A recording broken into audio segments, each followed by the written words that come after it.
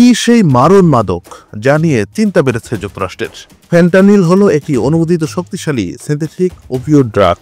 বেদনানাশক এবং রোগীকে অজ্ঞান করার কাজে ব্যবহৃত এই ওষুধ মরফিনের চেয়ে প্রায় 100 গুণ এবং হেরোইনের চেয়ে 50 গুণ বেশি শক্তিশালী।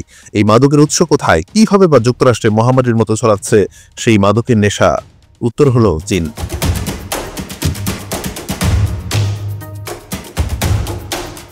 যুক্তরাষ্ট্রের প্রেসিডেন্ট নির্বাচনে জয়ী ডোনাল্ড ট্রাম্পও সেই সমস্যার দিকে নজর রেখেছেন। ট্রাম্প ঘোষণা করেছেন যে তিনি ফেন্টানিল সংকট নিয়ন্ত্রণে চীনের বিরুদ্ধে শাস্তিমূলক বাণিজ্য শুল্ক আরোপ করবেন।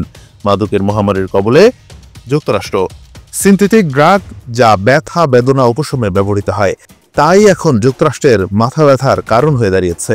সেই সিনথেটিক ড্রাগের নাম ফেন্টানিল। এটি হেরোইনের তুলনায় 50 গুণ বেশি শক্তিশালী বলে জানা গেছে।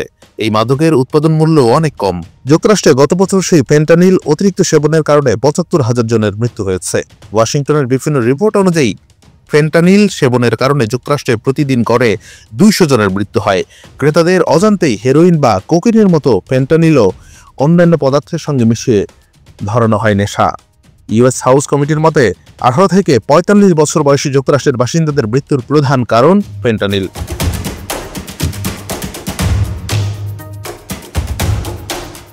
National centre for health statistics অনুযায়ী শুধুমাত্র 2022 এবং 2023 সালে যুক্তরাষ্ট্রে প্রায় 1.5 লক্ষ মানুষ অতিরিক্ত ফেন্টানিল সেবনের কারণে মারা গিয়েছেন।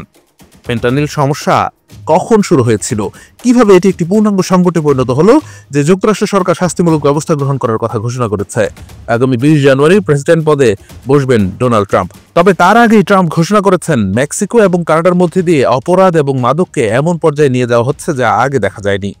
ট্রাম্প আরো বলেছিলেন, মাদক বিশেষ করে ফেন্টানিল এবং সমস্ত অবৈধ শরণার্থীরা আমাদের দেশে এই আক্রমণ বন্ধ না করা পর্যন্ত শুল্ক বহাল থাকবে।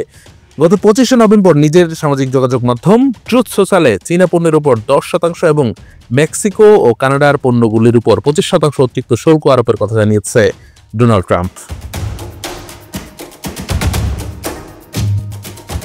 Anwar Hossain, BD archive.